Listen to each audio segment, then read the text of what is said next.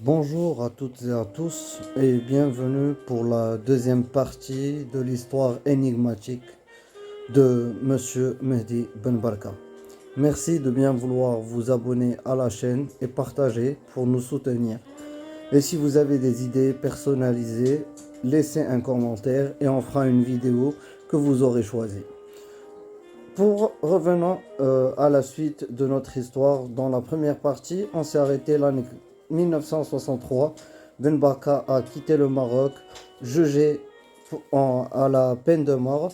Donc maintenant, il est entre la France et la Suisse. Et entre 1963 et 1965, il a vraiment beaucoup voyagé. Il a rencontré plusieurs personnalités. Par exemple, il part à Cuba, il rencontre Fidel Castro. Il a commencé à déranger le roi Hassan II et bien sûr le général Oufkir. C'est à ce moment-là où ces derniers commencent à planifier comment mettre la main sur Ben Barka. Donc ils ont appelé un bon ami à Ben Barka, Philippe Bernier, un écrivain. Ils lui ont proposé 30 000 francs de l'époque pour aider, mais bien sûr, monsieur Philippe Bernier refuse. En cette même année, Oufkir et Dlimi étaient à Paris. Après que Philippe a refusé, ils se sont tournés vers un brigand, Georges Bouche-Sèche, propriétaire de bordels en France et bien sûr aussi des bordels au Maroc.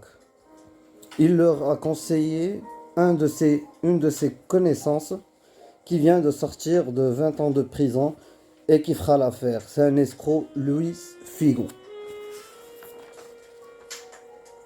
Ils ont envoyé Figon voir Bernier, l'ami de Ben Barka. Il s'est présenté comme producteur et il souhaite faire un film sur l'indépendance qu'il voulait bien sûr Ben Barka avec eux dans le film. Ben Barka était en Égypte à ce moment-là. Il est venu à Genève pour rencontrer Figon. Ils ont signé le contrat, bien sûr, pour le film, chose qui a été faite à Genève. Le temps passe.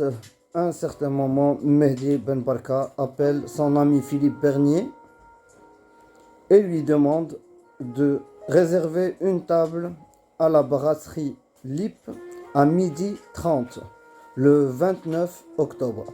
Au même moment, l'équipe qui va kidnapper Ben Barka se regroupe, se compose de Antoine Lopez Truand, l'inspecteur Louis Souchon, le truand Léni et le policier Vauto. Le jour J arriva le 29 octobre 65. Ben Barka est devant la brasserie Lip.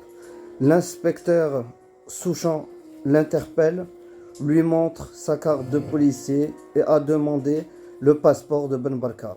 Il inspecte le passeport, le lui rend et lui demande « Est-ce que vous faites dans la politique ?» Il lui a demandé de le suivre.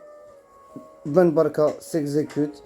Il monte dans une 403 noire. L'inspecteur Souchon côté conducteur, le truand Antoine Lopez côté passager droit avant et Ben Barka derrière entre Léni le truand et le policier Vourto. Drôle d'équipe. Et par instruction donnée, bien sûr, il y a des instructions qui ont été données par téléphone d'une personne qui se nomme Shtuki, sûrement un nom de code de Ofrer. La voiture prend la direction de l'autoroute du sud chez Bousse Sèche, le propriétaire du bordel. Ils ont laissé Ben Barka sur place. Ils sont partis en le laissant avec Georges Bouche Sèche. C'est à partir de ce moment où Ben Barka a disparu sans aucune nouvelle jusqu'à aujourd'hui. Même son corps n'a jamais été retrouvé. Et c'est comme ça que l'histoire de Ben Barka se termine. On ne sait pas s'il est mort.